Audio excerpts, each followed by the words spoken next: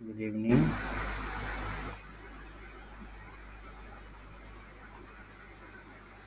Okay.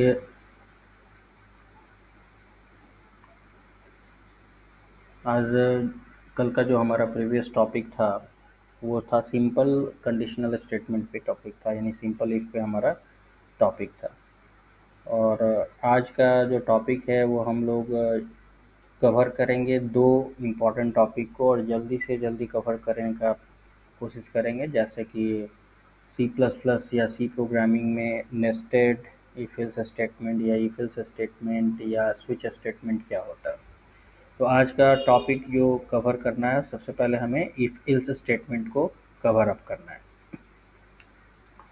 If else statement is a type of conditional statement. Conditional statement मतलब मैंने बताया था कि अगर कोई भी स्टेटमेंट हम काम कर रहे हैं, किसी भी स्टेटमेंट पे वर्क कर रहे हैं, तो सिंपली आप तो प्रोग्राम आप कर लेते हैं, जैसे ऐड सब्ट्रैक्ट मल्टीप्लाई डिवाइड वगैरह कर लेते हैं, हम लोग इक्वेशंस को सॉल्व कर लेते हैं। बट अगर हम किसी प्रोग्राम को कर रहे हैं और जिसमें हमारा कोई शर्त दिया हुआ है, कोई कंडीशन दिया हुआ है, तो उस कंडीशन को फिर हम लोग कैसे एग्जीक्यूट करा पाएंगे। तो कल सिंपल इफ स्टेटमेंट था, बट आज जो है वो nested nested if else statement की हम बात करेंगे। तो इफ एल्स स्टेटमेंट एक ऐसा कंडीशनल स्टेटमेंट है जिसमें आप कंडीशंस को चेक कराते हैं, और कंडीशन को चेक करने के बाद जो भी आपका स्टेटमेंट यानी जो भी कंडीशन लिखा हुआ रहेगा, अगर वो ट्रू होता है तो फिर आपका क्या होगा, स्टेटमेंट वन एग्जीक्यूट होगा, और अगर वो फॉल्स होता है तो स्टेटमेंट टू एग्जीक्यूट होगा। तो इस चीज़ को हम आप लोगों के सामने स्क्रीन पे अपना स्क्रीन आपको रिप्रेजेंट कर देंगे, और रिप्रेजेंट करके मैं आपको बता रहा हूँ कि हाँ किस तरीके से हम लोग इस चीज़ को फ्लो ऑफ कंट्रोल को समझेंगे। ओके। तो अभी मैं आप लोगों को स्क्रीन अपना दिखा रहा हूँ। शेयर कर दिया मैंने अपना स्क्रीन। आई होप कि आप लोगों को स्क्रीन शेयर हो गया होगा। अब मैं ये यहाँ पर एक कंडीशन में बनाऊंगा। जैसे कंपाइलर आया, फिर एक कंडीशन को चेक किया, ये हमारा कोई कंडीशन है। हम जानते हैं कि कंडीशन इसमें थोड़ा सा आप लोग मैनेज करेंगे, लिखने में परेशानी होती है। तो कंडीशन हम लोग जानते हैं या तो ट्रू होता है या कंडीशन हमारा फॉल्स होता है। तो इफ एल्स स्टेटमेंट में क्या होता है कि अगर कंडीशन ट्रू हो, हम स्टेटमेंट वन को एग्जीक्यूट करा देंगे, स्टेटमेंट नंबर वन एग्जीक्यूट हो जाएगा, और एग्जीक्यूट करके फ्लो चार्ट कहता है कि वो लास्टली क्या हो जाएगा, एग्जिट कर जाएगा, बाहर निकल जाएगा, एग्जिट कर जाएगा। अब अगर आप कंडीशन अगर फॉल्स हो जाता है तो भी स्टेटमेंट वन एग्जीक्यूट नहीं होगा। स्टेटमेंट नंबर कौन सा एग्जीक्यूट होगा, तो स्टेटमेंट नंबर आपका टू एग्जीक्यूट होगा, और टू एग्जीक्यूट होने के बाद ये फिर आपका एग्जिट कर जाएगा। तो अगर फ्लो चार्ट को हम अगर गूगल से भी देखें, इफ एल्स स्टेटमेंट का फ्लो चार्ट क्या होगा, फ्लो ऑफ कंट्रोल क्या होगा। तो इफ एल्स स्टेटमेंट का फ्लो चार्ट हम देखेंगे कि क्या क्या कहता है, कंडीशन ट्रू होने पर क्या करेगा और कंडीशन फॉल्स होने पे क्या करेगा। यहाँ पे आप लोगों को फ्लो चार्ट थोड़ा क्लियर अब दिखने लगा होगा। इस फ्लो चार्ट में वही आपका दिखा रहा है कि कंडीशन हमारा ट्रू होगा तो बॉडी एग्जीक्यूट होगी, और कंडीशन हमारा फॉल्स होगा तो फिर नेक्स्ट वाला जो हम लोग स्टेटमेंट लिखेंगे वो हमारा एग्जीक्यूट होगा। इसी तरीके से अगर दूसरे कोई फ्लो चार्ट पे इमेजेस पे हम ध्यान दें इफेल्स का, तो यहाँ पे एक फ्लो चार्ट मिल रहा है हमें सी का। जो कह रहा है कि स्टार्ट करेगा कंडीशन को और एक्सप्रेशन अगर फॉल्स हुआ तो स्टेटमेंट एल्स वाला ब्रांच एग्जीक्यूट करके स्टॉप हो जाएगा, अगर ट्रू हुआ तो स्टेटमेंट इफ वाला ब्रांच हमारा एग्जीक्यूट करके फिर स्टॉप हो जाएगा। बात वही है, ट्रू एंड फॉल्स कंडीशंस को हमको चेक करना है। तो ये बात कैसे हम लोग चेक कर पाएंगे, इस बात को प्रोग्रामेटिकली कैसे हम लोग देखेंगे? तो इसके लिए आप सिंपल सा मेरा एक स्टेटमेंट यहाँ पे मैं एग्जीक्यूट कर रहा हूँ टर्बो में, वो आप देखें। टर्बो सी प्लस प्लस मैंने खोला, सॉरी ये दूसरा स्क्रीन खुल रहा है, ये टर्बो सी प्लस प्लस हुआ खुला, स्टार्ट टर्बो मैंने किया। अब यहाँ पे बेसिकली बात है इफ एल्स स्टेटमेंट की। मैं एक इफ एल्स स्टेटमेंट जनरेट कर रहा हूँ।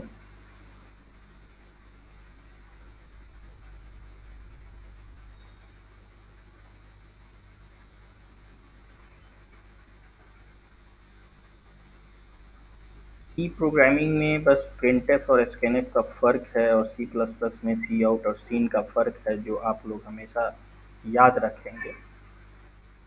अब मैं यहाँ पे कोई वेरिएबल डिसाइड कर लेता हूँ, ए कॉमा बी, और यहीं पे कंडीशन में लगा देता हूँ कि एक मैसेज आउट किया मैंने यहाँ पे सी आउट कि एंटर एनी टू वैल्यूज, ठीक है, एंटर एनी टू वैल्यूज, और फिर यहाँ पे वैल्यूज एंटर हो गई दोनों, ए फिर बी, वैल्यूज एंटर कराया मैंने। अब यहाँ पे इफ में आप कंडीशन चेक कर लो कि ए इज ग्रेटर देन बी, अगर ए बड़ा है बी से तो हम यहाँ सी आउट कराएंगे, यानी कि प्रिंट कराएंगे वैल्यू को कि big number is equals to A. Line को ब्रेक करने के लिए इन डेल लिख दिया मैंने, एल्स नहीं तो ऐसा इंडल की यहाँ कोई ज़रूरत नहीं है, बट इंडल इसलिए लिखा कि आप समझ जाओ कि इंडल मतलब होता है लाइन को एक नेक्स्ट लाइन लेना। सी आउट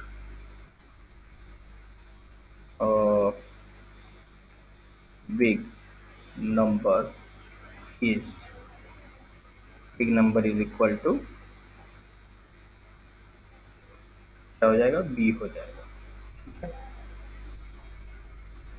फिर गेट सी एच मैंने लिखा, सेमीकोलन दिया। इसमें मैंने सिंपल यही कंडीशन डाला है कि दो नंबर डालिए, दोनों नंबर में फाइंड आउट करिए कि बड़ा नंबर कौन सा है। तो अकॉर्डिंग टू कंडीशन ही जाएगा ये। अगर मैं इसको कंपाइल करता हूँ, 3 एरर्स बता रहा है, क्या एरर है थोड़ा सा फाइंड आउट कर लेते हैं हम लोग। सी आउट में एरर दे रहा है, क्योंकि सी आउट में इसलिए एरर दे रहा है क्योंकि लाइब्रेरी जो हम लोग लगा रखा है वो सी का लगा रखा था। तो यहाँ पे आ गया आपका कंपाइलेशन प्रोसेस हो गया। मैंने देखा कि 12 एक डाल दिया नंबर और एक 30 नंबर डाल दिया, और तो इसे में हमें पता है कि 30 बिग नंबर है, तो वही प्रिंट करेगा, big number is equal to 30। क्योंकि फर्स्ट वाले में 12 डाला था और सेकेंड वाले में 30 डाला, तो स्टेटमेंट क्या हुआ, फर्स्ट वाले में 12 डाला और 30 सेकेंड वाले में डाला, तो ये कंडीशन फॉल्स हो गया। और जैसे ही यहाँ कंडीशन फॉल्स हुआ, वो स्टेटमेंट नंबर 2 यानी इसको प्रिंट कर रहा है। अगर ए बड़ा हो जाता, वहीं पे ए बड़ा हो जाता तो कंडीशन ट्रू हो जाता, कंडीशन ट्रू हो जाता तो ये स्टेटमेंट नंबर 1 ये वाला एग्जीक्यूट करता। तो इसको मैं दिखा दे रहा हूँ कि कैसे एग्जीक्यूट करेगा। तो पहले वाला वैल्यू को मैं बड़ा डाल देता हूँ और सेकेंड वाले वैल्यू को मैं छोटा डाल देता हूँ, तो जाहिर सी बात है बिग नंबर क्या हो जाएगा, 20। कंडीशन ट्रू हुआ और यहाँ पे 20 एग्जीक्यूट करके सामने आ गया, ठीक है। तो ये हम लोगों का था कौन सा आपका इफ एल्स कंडीशन पे कुछ बातें हो गई। इसमें इफ एल्स कंडीशन के अकॉर्डिंग ऐसा कोई सिचुएशन भी हो सकता है कि मल्टीपल कंडीशंस हो, ठीक है। एक से अधिक कंडीशंस हो, मल्टीपल कंडीशंस हो, देन क्या करेंगे हम लोग उस समय, क्या हमारा प्रोसेस होगा उस समय, किस तरह से हम लोग मल्टीपल कंडीशंस पे काम करेंगे। तो मल्टीपल जब कंडीशंस होगा तो वहाँ पर नेस्टेड इफ एल्स की बात हम लोग करेंगे। तो नेस्टेड इफ एल्स को जानने के लिए मतलब मोर देन टू कंडीशंस अगर हमारे पास आता है तो नेस्टेड इफ एल्स हो जाता है। तो नेस्टेड इफ एल्स का प्रोग्राम हम लोग देख लेते हैं, उसी से हमें समझ में आ जाएगा। नेस्टेड इफ एल्स कंडीशंस में होता क्या है कि मोर देन, अगर आपका ज़्यादा कंडीशंस रहा तो फिर वहाँ पे हमें कैसे काम करना होगा। देखिए यहाँ पे एक प्रोग्राम है, एज लिया गया, एज फैक्टर यहाँ पे लिया गया है, और एज फैक्टर लेने के बाद एज फैक्टर लिया गया है और इसमें कह रहा है कि इंटर योर एज, आप अपना एज को एंटर कराएं, और आपने यहाँ पे एज को एंटर करा दिया। ठीक है, एज को जब एंटर करा दिया आपने तो कह रहा है कि अगर आपका एज एक बड़ा हो, यानी कि आपने जो एज डाला वो ग्रेटर देन इक्वल टू 18, यानी 18 ईयर्स हो या 18 ईयर्स से अबव हो, तो क्या हैं आप, you are eligible to vote, vote के लिए आप एलिजिबल हैं। ये एक बात स्टेटमेंट हो गई। अब फिर एक चॉइस यहाँ पे लेता है, कहता है कि do you have a voter ID card, क्या आपके पास कोई वोटर आईडी कार्ड है, यस और नो बताइए। तो आपने डाला चॉइस, अब चॉइस अगर यस डाला, वाई डाला, अगर चॉइस की वैल्यू स्मॉल वाई हुई या चॉइस की वैल्यू कैपिटल वाई हुई, तो आपको फिर प्रोग्राम क्या रिस्पॉन्ड करेगा, please proceed to voting booth, आप वोटिंग बूथ पे जा सकते हैं। अदरवाइज अगर आपकी चॉइस की वैल्यू इसके अलावा कुछ भी हुई, यानी कि वाई के अलावा आपने एन डाला, एक्स डाला, वाई डाला, जेड डाला, तो आपको सीधे सीधे वो मैसेज देगा कि sorry you can not vote without voter ID card. ठीक है, एल्स इसके बाद भी अगर कोई कंडीशन नहीं मैच करता है तो you are not eligible for vote. कैसे, अब मान लीजिए कि यहाँ 18 साल से का हमारा कंडीशन है, और ये कंडीशन हमने यहाँ फॉल्स में मैं पहले ही फॉल्स कर देता हूँ, यहाँ 18 की जगह पर मैं क्या करता हूँ 14 कर देता हूँ। तो अगर यहाँ 14 हो गया तो ये कंडीशन क्या हो जाएगा, फॉल्स हो जाएगा। अब जब ये कंडीशन फॉल्स होगा तो डायरेक्टली एल्स स्टेटमेंट पर, यानी इसको भी अब वो चेक नहीं करेगा, किसी चीज़ को चेक नहीं करेगा, सीधे एल्स पे आएगा और यहाँ पर बोलेगा कि you are not eligible to vote. सीधे ये सारी बातें तभी चेक होंगी जब यहाँ कंडीशन ट्रू होना है, और ये सारी बातें तब तक चेक नहीं होंगी जब यहाँ पर आपका कंडीशन क्या हो जाएगा, फॉल्स हो जाएगा, तो ये सारी बातें कोई भी चेक नहीं होगी। तो ये क्लियरली आप समझ लीजिए कि नेस्टेड कंडीशंस को कैसे हम लोग करते हैं। थोड़ा सा इसका फ्लो चार्ट का डायग्राम भी देखते हैं। यहाँ पर आपको मैनेज करना होगा, और इसमें मैं एक डायग्राम ड्रॉ करता हूँ फ्लो चार्ट का, काफ़ी ज़्यादा पूछा जाता है। कह रहा है कि एक आपका कंडीशन होगा, ये 1 नंबर का कंडीशन है। ठीक है, ये भी कंडीशन क्या होता है, 1 नंबर का कंडीशन होगा तो ये कंडीशन क्या होता है, या ये कंडीशन ट्रू होता है और नहीं तो ये कंडीशन फॉल्स होता है।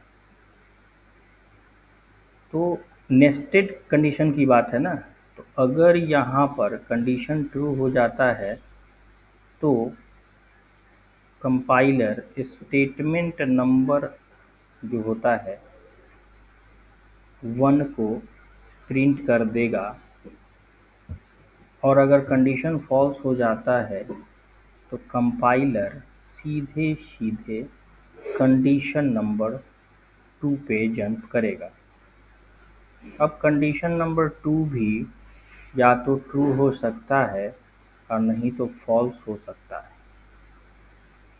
तो अगर कंडीशन नंबर 2 क्या हुआ कि ट्रू हुआ, तो स्टेटमेंट नंबर 2 को प्रिंट करेगा। फॉल्स हुआ तो फिर नेक्स्ट कंडीशन पे हमारा कंपाइलर जंप करेगा, जो कि कंडीशन नंबर 3 होगा। अब यहाँ भी कंडीशन वही बात आती है कि ट्रू होना है और नहीं तो फॉल्स होना है। तो ट्रू होगा तो स्टेटमेंट नंबर 3 को प्रिंट करेगा। फॉल्स होगा तो कहीं ना कहीं कंडीशन हमारा क्या होगा, स्टॉप होगा। स्टॉप होगा तो स्टेटमेंट नंबर 4 को प्रिंट कर देगा। कहीं ना कहीं कंडीशन हम बंद करेंगे। तो यहाँ से हम देखते हैं कि कंडीशन अगर ट्रू होता है तो स्टेटमेंट 1 को प्रिंट करके कंपाइलर क्या हो जाता है, एग्जिट कर जाता है, एग्जिट कर जाएगा कंपाइलर। अदरवाइज वो कंडीशन 2 पे जंप करेगा। फॉल्स होगा तो कंडीशन नंबर 2 पे जंप करेगा। अगर कंडीशन नंबर 2 ट्रू हो जाता है तो स्टेटमेंट नंबर 2 को प्रिंट करके ये फिर एग्जिट कर जाएगा। अगर ये भी फॉल्स हो गया देन थर्ड कंडीशन पे जाएगा। थर्ड कंडीशन चेक हुआ और यहाँ पे क्या हो गया, स्टेटमेंट हमारा ट्रू हो गया, तो फिर ये 3 को प्रिंट करके एग्जिट कर जाएगा। ये सारे कंडीशंस गलत हो गए, यानी 1 2 3 सब कंडीशन गलत हो गया। तो लास्टली हमारा स्टेटमेंट नंबर 4 तो एग्जीक्यूट करना ही करना है। तो इसको कहते हैं हम लोग flow chart diagram of nested if else statement. Any confusion? Flow chart को आप लोग ध्यान से देखेंगे। फ्लो चार्ट से ही प्रोग्रामिंग पकड़ में आएगी कि कैसे ये काम किया जा रहा है और कैसे ये वर्क हो रहा है।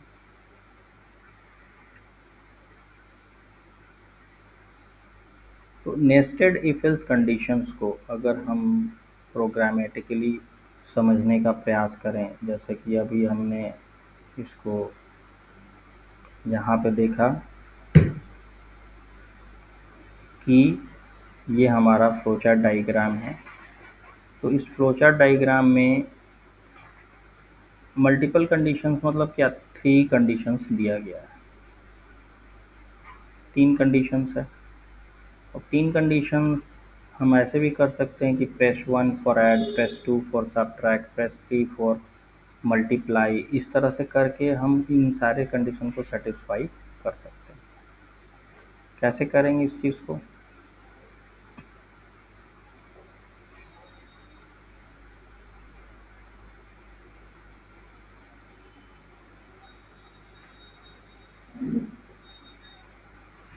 तो यहाँ पे ध्यान देने वाली बात ये है कि हम एक अपने खुद से एक मतलब बना रहे हैं कंडीशंस को, एक बना देता हूँ मैं ताकि आप लोग समझ जाएं कुछ फ्लो चार्ट के अकॉर्डिंगली। आईओस्ट्रीम डॉट एच लगा दिया मैंने और फिर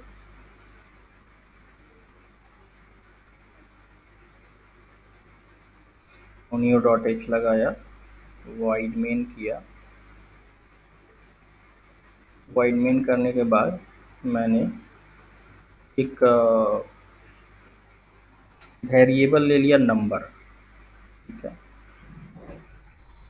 अब वेरिएबल जब नंबर ले लिया तो कैसे हम इसको नेस्टेड कंडीशन में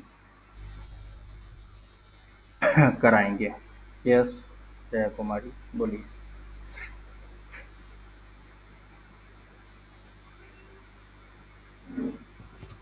श्रेया कुमारी बोलिए। हैंड रेज किया था आपने, थोड़ा आवाज़ नहीं आ रही है आपकी।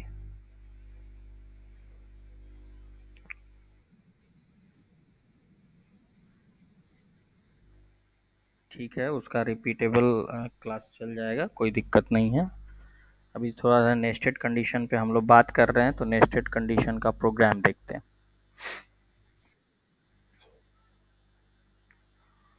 नेस्टेड कंडीशन के प्रोग्राम में मैं क्या कर दिया कि यहाँ पे एक नंबर ले लिया। अब कुछ मैसेजेस को मैं यहाँ पे प्रिंट कर रहा हूँ, ये ध्यान से देखने वाली बात है। सी आउट एक मैसेज डाल दिया कि प्रेस 1 और एडिशन। बैकस्लैश का साइन डाल दिया एन का, ताकि लाइन ब्रेक हो जाए। दूसरा मैंने एक मैसेज डाल दिया, सी out, press 2 for subtraction.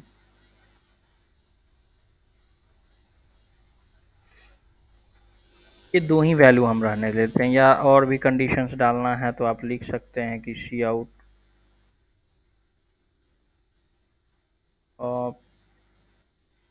Press 3 for multiply.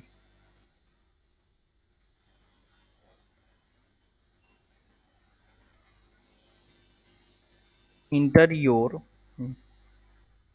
एक और मैसेज में डाला कि एंटर योर वैल्यू, क्या आपकी वैल्यू होगी। ये वैल्यू होगी कि आप चॉइस आपकी क्या होगी, कौन सा आप चॉइस कर रहे हैं। तो चॉइस तो हमें डालना पड़ेगा कि कौन सा हमारा चॉइस है, तभी तो प्रेस 1 और प्रेस 2 को वो पकड़ेगा वेरिएबल। तो मैंने नंबर में चॉइस डाल दिया। अब जब चॉइस मिल जाता है तो यहाँ दो वेरिएबल और डिक्लेयर कर लेते हैं हम लोग, ए। दो वेरिएबल्स को मैं और डिक्लेयर कर देता हूँ, इंटीजर ए कॉमा बी। दो वेरिएबल्स को मैंने डिक्लेयर कर दिया। ट्वाइस पूछ लिया तो फिर अब नेक्स्ट मैसेज वो देगा कि एंटर टू नंबर, दो नंबर आप एंटर कराएं। तो दो नंबर मैंने, क्योंकि जो भी ऑपरेशंस होना है दो नंबर पे होना है, तो ए और फिर मैंने बी नंबर डाल दिया। अब कंडीशन चेक होगा कि इफ़ ए, जो नंबर मैंने डाला वो किसके बराबर हो, चॉइस नंबर 1 के बराबर हो। ठीक है, तो क्या होना है, उन दोनों नंबर का क्या होना है, ये आप बता सकते हैं कि उन दोनों नंबर का क्या होना है। तो रिजल्ट एक आउट होगा, तो प्रेस 1 4, अगर 1 हो जाता है, नंबर चॉइस 1 होता है तो ऐड होना है। तो रिजल्ट इज इक्वल टू, हम लिखते हैं यहाँ पे क्या कर देना है भाई, तो दो नंबर को ऐड कर देना है, तो ए प्लस बी। यहाँ पे लाइन ब्रेक कर देता हूँ मैं, इंट एल्स इफ, अगर आपका नंबर जो है 2 के बराबर है, देन आपका रिजल्ट क्या होना है,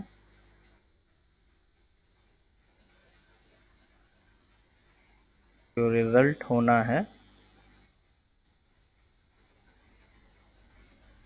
ए माइनस बी का रिजल्ट होना है।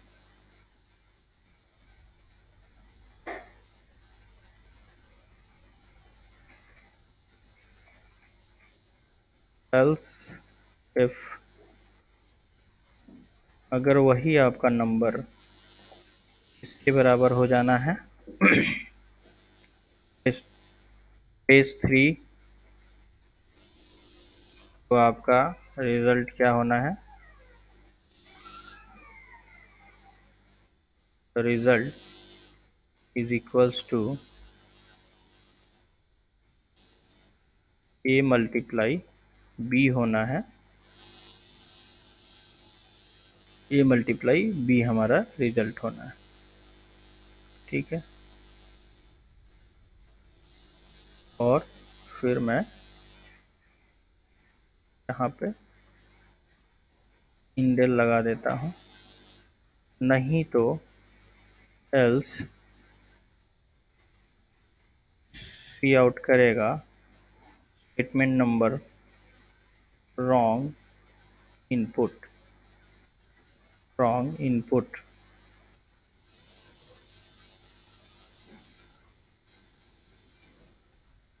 अब गेट सी एच फंक्शन मैंने लगा दिया और ये हमारा,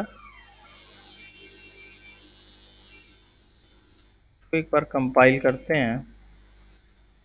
कह रहा है कि press 1 for add, press 2 for subtract, press 3 for multiply, enter your value.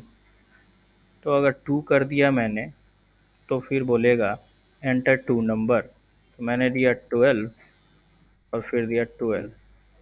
2 किया था तो सब्ट्रैक्शन होना था, इसलिए रिजल्ट क्या हो गया, 0। 12 में से 12 जाएगा तो 0 ही बचेगा। ठीक है। अब यहाँ पर फिर एक कंपाइल किया मैंने, बोल रहा है इंटर योर वैल्यू, क्या 3 करना, 2 करना, 1 करना। मैंने कहा कि चलो 4 करो, तो 4 तो है नहीं, तो इंटर 2 नंबर मांग लिया। बोले ठीक है भाई, नंबर लो, कोई दिक्कत नहीं। रॉन्ग इनपुट आ गया, बोला कि आपका चॉइस ही रॉन्ग है, क्योंकि थर्ड नंबर तो मैंने कंडीशन बनाया ही नहीं है।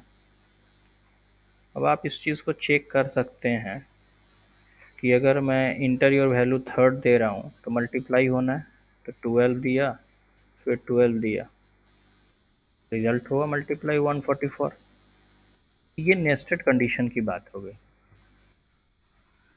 कि किस तरह से हम लोगों ने यहाँ पे नेस्टेड कंडीशन बना दिया। प्रोग्राम में कोई दिक्कत परेशानी,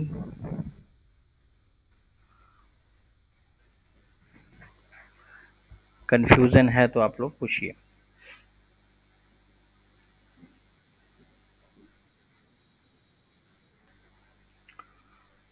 फिज़िकली आप आ सकती हैं इंस्टीट्यूशन में, तो आप आइए, एब्सेंट ना करें, वहीं पे बताया जाएगा। और लेट आप लोग ज्वाइन करने की वजह से प्रॉब्लम ये सारा क्रिएट हो रहा है। थोड़ा सा मैसेजेस जितना आप लोग अदर जगह ध्यान देते हैं, मैसेज पे थोड़ा सा ध्यान दीजिए। 7 से 8:30 के बीच में थोड़ा मैसेज पे ज़्यादा ध्यान दीजिए, क्योंकि उतना समय में मैं कब लिंक जाएगा ये मैं भी कॉन्फिडेंस के साथ नहीं बता सकता हूँ। कभी भी मैं 7 to 8:30 में कभी भी मैं लिंक भेज सकता हूँ।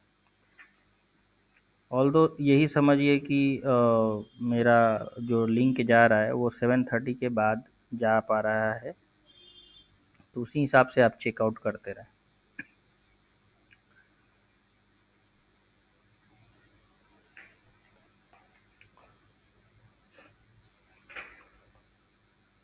हाँ, अब जो फिज़िकली नहीं आ सकते हैं, पलकराज क्या आपको समझ में आया?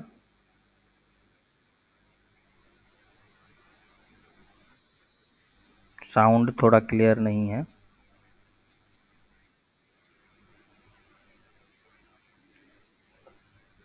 ओके। तो प्रोग्राम पे बेसिकली हम लोग प्रोग्राम पे ध्यान दीजिए, आप लोग प्रोग्राम पे ध्यान दीजिएगा तो सारा कुछ समझ में आने वाला है।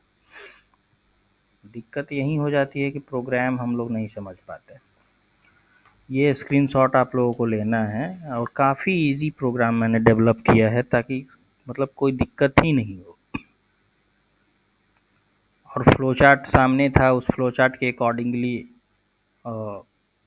आप देखेंगे। एक चीज़ और मैं कर रहा हूँ जो आप लोगों के लिए और बेनिफिशियल होगा, वो मैं आप लोगों को बता दे रहा हूँ कि जो ये मैं प्रोग्राम या ये जो मैं चैप्टर ले रहा हूँ, तो आप सामने आप देख रहे हैं कि हमारा ये क्या हो रहा है, रिकॉर्डिंग इन प्रोग्रेस है।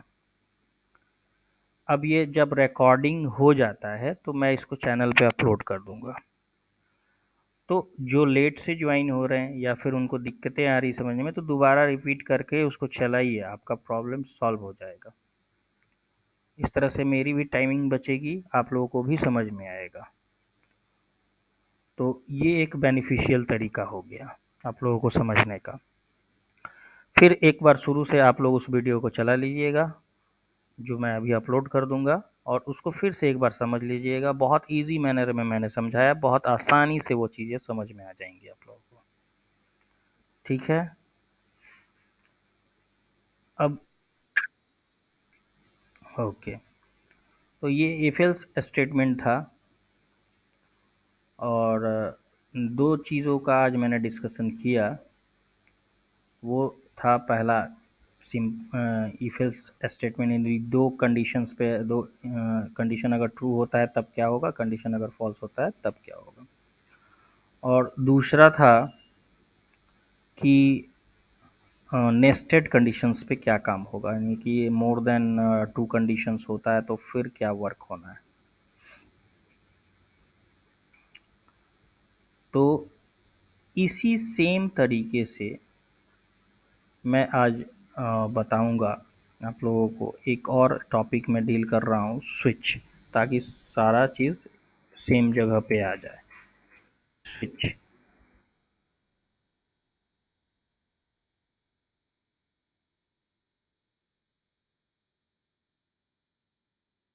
स्विच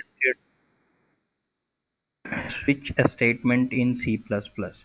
मैं वही बता रहा था कि ये जो क्लास प्रॉब्लम का मैंने सॉल्यूशन ढूंढ लिया है।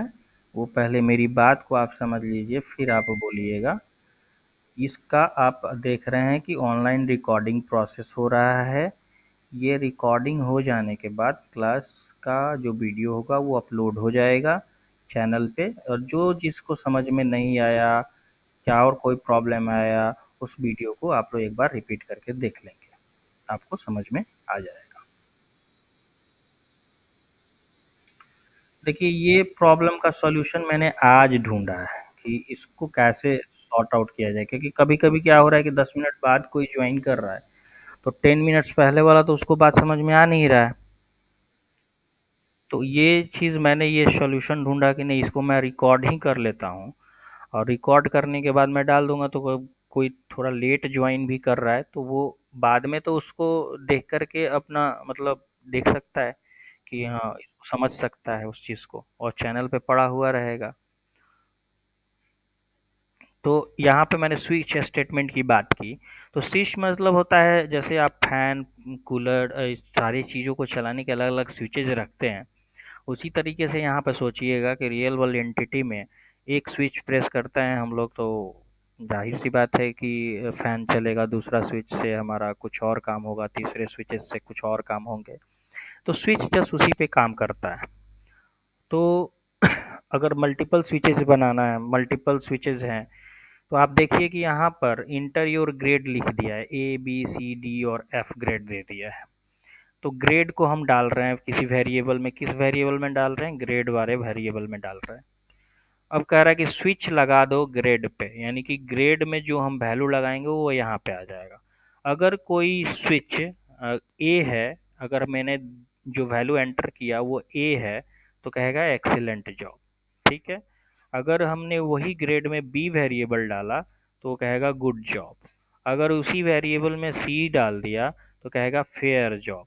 और अगर डी डाल दिया तो नीड्स इम्प्रूवमेंट, ऐसे बोलेगा। ठीक है। एफ तक मैंने बनाया है, तो एफ तक यहाँ पे बना, तो एफ डालेगा तो यू फेल्ड। और एफ के बाद अगर कोई कुछ डालता है तो वो सीधे सीधे बोलेगा कि इनवैलिड ग्रेड एंटर्ड। ठीक है। क्योंकि केसेस कितना बना है, ये स्विच केस पे डिपेंड करता है। तो आप देखिए कि केस नंबर ए बना है, केस नंबर बी बना है, केस नंबर सी बना है, केस नंबर डी बना है, केस नंबर एफ बना है, केस नंबर एफ के बाद नहीं बना है। तो एफ तक तो हमारा काम करेगा ही केसेस, लेकिन एफ के बाद जी डालते हैं, एच डालते हैं, कुछ और केसेस डालते हैं, तो क्या हो जाएगा, डिफॉल्ट वाला स्टेटमेंट एग्जीक्यूट कर जाएगा। और डिफॉल्ट वाला स्टेटमेंट क्या है, इनवैलिड ग्रेड इंटर्ड। तो इसी तरीके से इसमें आप देखेंगे कि each and every case must be end with the break statement, क्योंकि अगर ब्रेक स्टेटमेंट हम नहीं लगाते हैं तो सारे स्विचेस को, सारे केसेस को एक ही बार में कंपाइलर एग्जीक्यूट कर देगा। इसलिए कह रहा है कि अगर एक नंबर केस है तो उसको प्रिंट करके आप वहाँ ब्रेक लगाइए। फिर आप केस नंबर बी है तो उसको आप काम करके स्टेटमेंट को एग्जीक्यूट करा के फिर ब्रेक लगाइए। तो सारे जगहों पर ब्रेक स्टेटमेंट का यूज़ करना होगा हमें। तो हम देख रहे हैं कि इसमें कितने कीवर्ड यूज़ हो गए। तो एक तो स्विच खुद कीवर्ड है वो यूज़ हो गया, एक केस कीवर्ड है वो भी यूज़ हो गया, एक ब्रेक कीवर्ड है वो भी यूज़ हो गया, और एक डिफ़ॉल्ट कीवर्ड है वो भी यूज़ हो गया।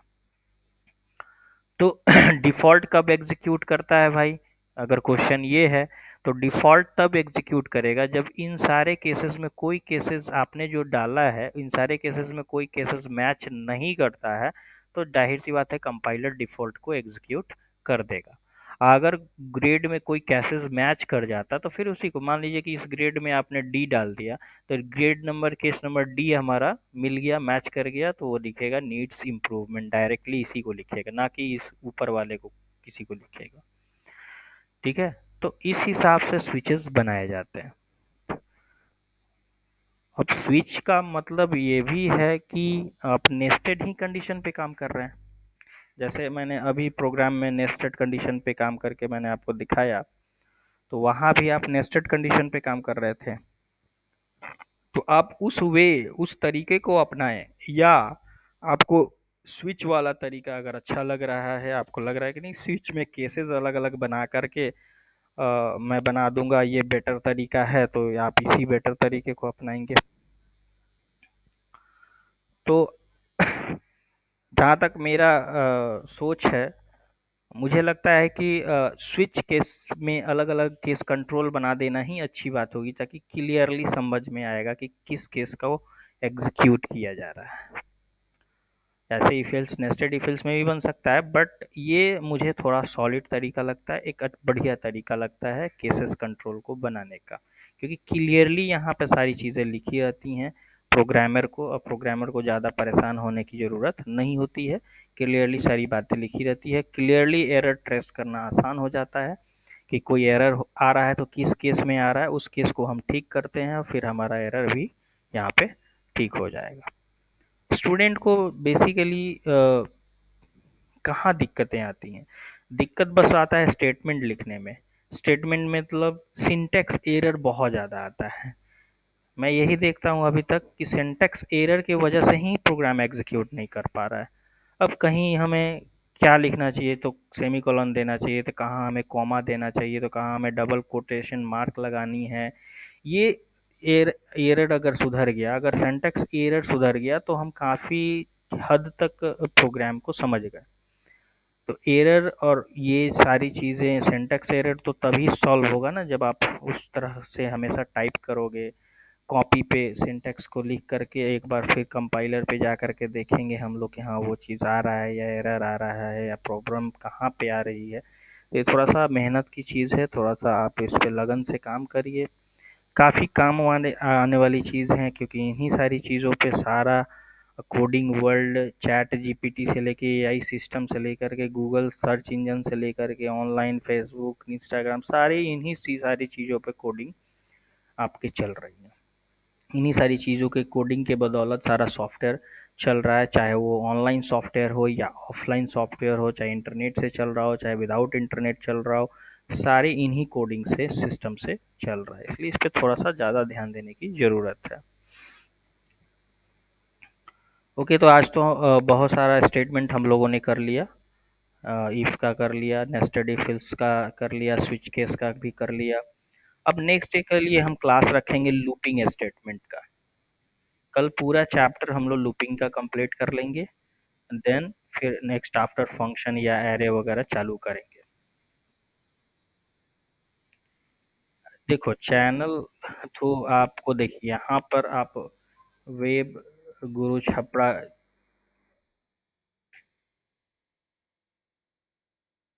देखिए वेब गुरु में एक या लिख दीजिए कि हाँ आप बेस्ट, हम लोग का जो एसयू है बेस्ट कंप्यूटर इंस्टीट्यूट इन छपरा था, अगर इस तरह से लिखते हैं तो यहाँ पर तो मेरा वेबसाइट का लिंक आ रहा है। बट आप देखिए यहाँ पे है ना चैनल लिंक हमारा, बेस्ट कंप्यूटर इंस्टीट्यूट इन छपरा, आप देखिए वेब गुरु का चैनल, यहाँ वेब गुरु का आ रहा है ना छपरा, इसको क्लिक करेंगे तो जो भी चीज़ें हैं यहाँ पर आपका लाइव हो जाएंगी। वो आ रहा था।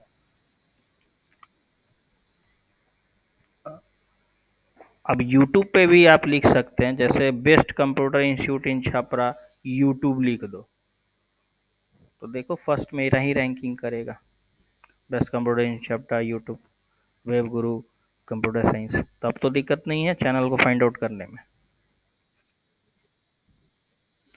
एकदम मिलेगा, अभी जस्ट आपको विद इन द 15 मिनट्स के अंदर आपको ये सारी रिकॉर्डिंग्स प्रोसेस मिल जाएंगे। ठीक है, अभी मैं